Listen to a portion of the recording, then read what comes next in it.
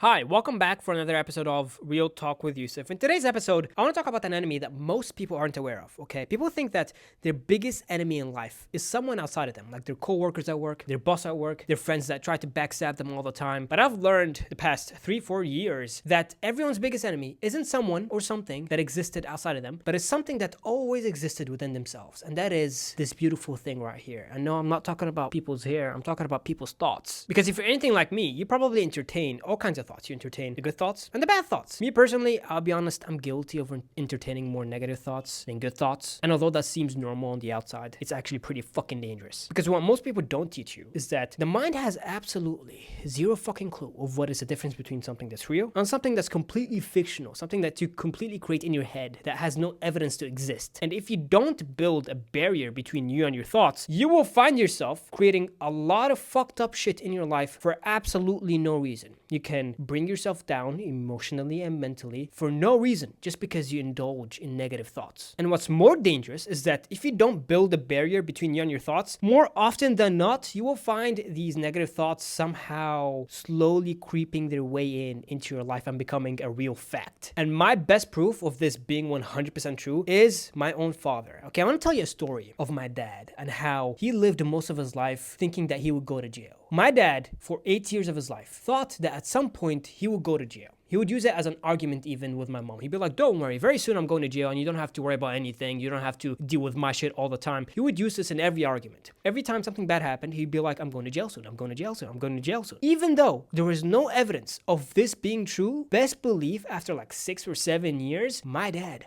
went to jail. In May of 2022, I was in my bed. My stepmom comes to my room, knocks on the door, walks in. She goes like, security wants you to go downstairs to pick up some bags. I'm like, why does security need me to go downstairs? Why can't he just come up? And then she looks at me dead in the eyes and goes, your dad just got arrested. His downfall literally came from him indulging in a thought that didn't have any evidence until it became true. And I genuinely believe from the bottom of my heart that my dad could have easily avoided that problem had he built a good relationship with his mind. Which is why I am making today's episode. I want to help you build that barrier between you and your thoughts. You're not always creating suffering in your life. And sure, people sometimes need therapists and psychiatrists and need genuine help to go through life. But more often than not, you will find that people actually create unnecessary suffering. Like most of the suffering that people create in their head is all fictional. It's not real. So why not find ways to just overcome it? And I'm going to help you do that today. But I also want to make something very clear, which is that I'm not licensed. I'm not a professional. Okay. Everything that I'm going to give you today is completely based off experience because I've had to put up with a bunch of bullshit the past 4 years of my life. And me overcoming this bullshit was a complete war for me. But I want to help you not go through what I had to go through. Okay. So take everything that I say with a pinch of salt and don't actually think that I'm a professional whatsoever. Now, I used to battle with thoughts all the time. Okay, I used to be so introverted that I never really paid attention to what's going on in the world outside of me, and I just created my own scenarios. I created my own realities inside my head, whether it be good or bad. And I never really understood how hard it was to battle with thoughts until I was forced to figure out my own path in life. Because of course, when your dad goes to jail, you have no option but to be like, okay, I gotta step up now and figure out my own shit. And one thought that I had to battle with all the time was the thought of me being a failure. Okay, I grew up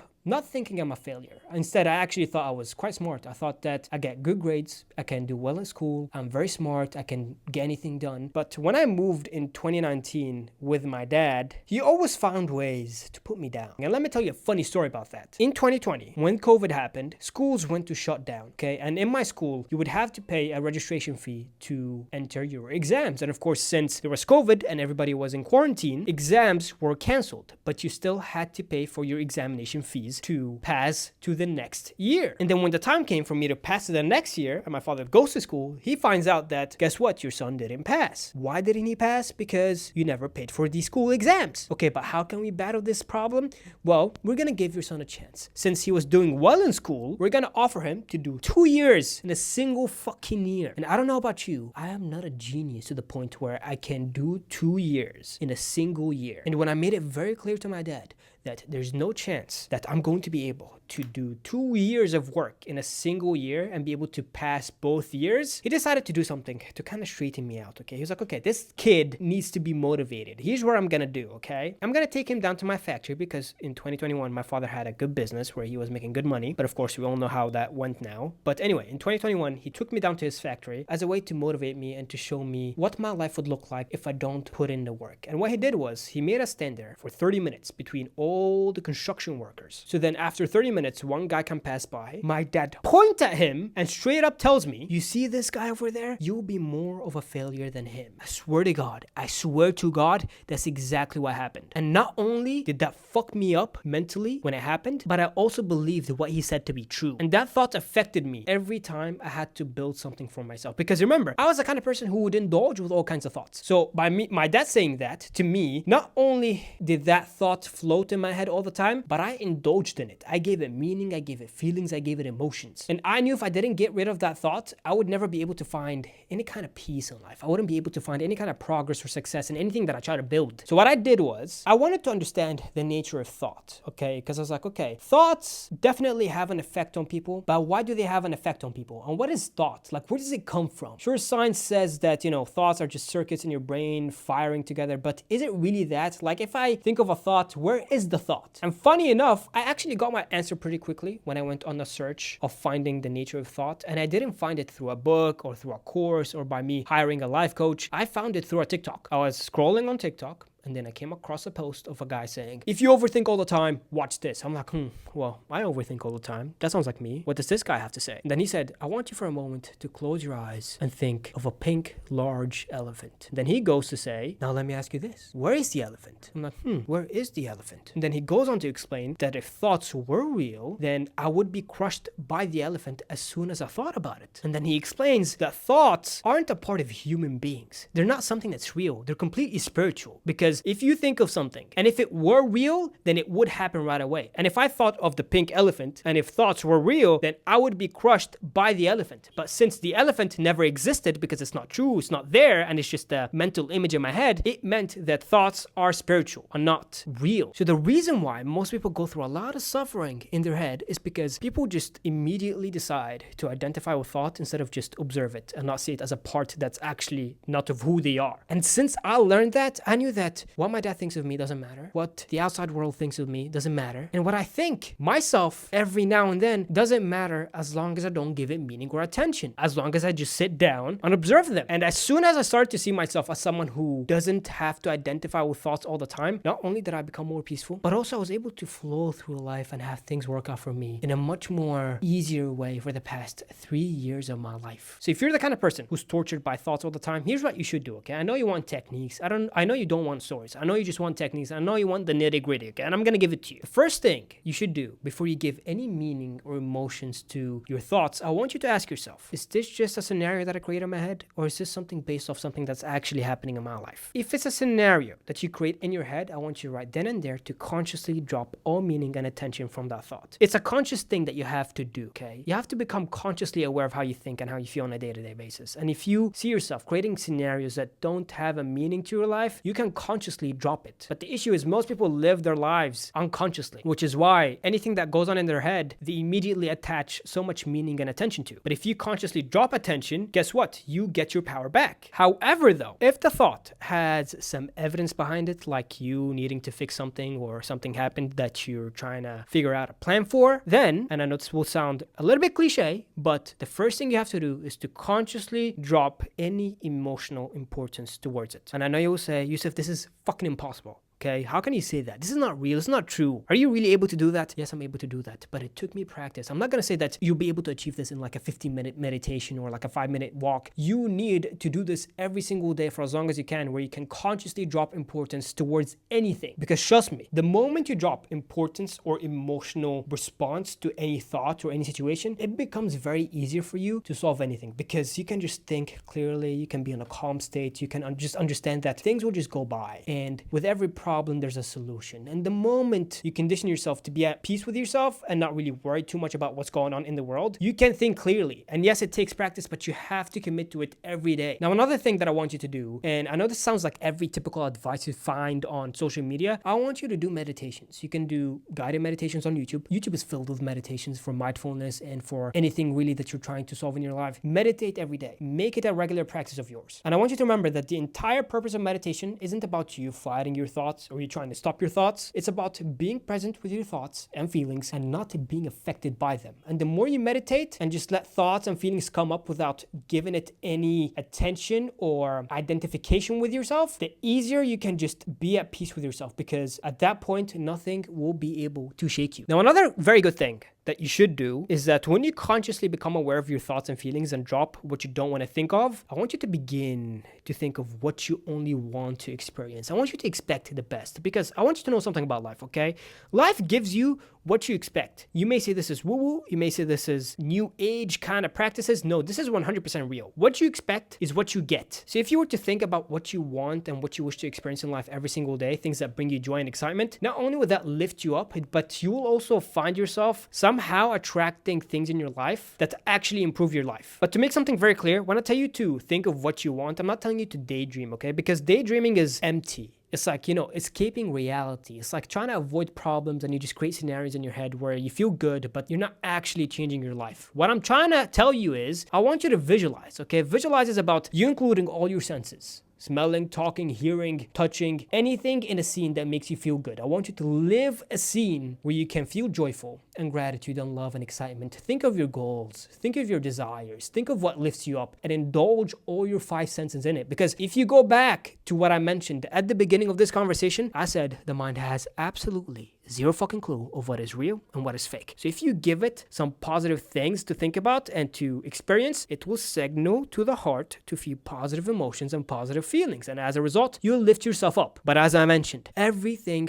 takes practice. I don't want you to be upset when you don't see results the first time of doing something. I want you to commit yourself for at least 15 to 20 minutes every single day where you visualize and think of good thoughts that make you feel good. And for the rest of your day, I want you to make sure that you're aware of how you think and how you feel. The more you're conscious of your thoughts and feelings, the more you have power over them instead of them having power over you. Now, there's also a parasite that could kind of affect your practices every day, that can kind of just draw you back from being in a state of joy and gratitude. And that parasite is social media. I remember when I'd go through my practices every day where I control my mind and I feel better, I would always find myself scrolling on social media and somehow going from an uplifted mental state to completely dog shit. I would do the meditations, I would do the breath works, I would journal, I would brain dump my thoughts in my journal, and I would just feel good. But then as soon as I go on social media, I find myself beginning to compare myself to everyone. I find myself comparing my life to other people, and I'm like, why this person is happy and not me? Why is this person experiencing good things and not me? And I just would go down this loophole of comparing myself to other people that I would eventually, like I mentioned, go from a good mental state to a fucked up mental state. But what I decided to do to battle with this issue wasn't by becoming more conscious of how I feel, but by just deleting social media. I deleted everything. I deleted Instagram. I deleted TikTok. I only kept YouTube for podcasts. I don't listen to anything. I don't watch anything. You will not see me scrolling on social media. I do not have social media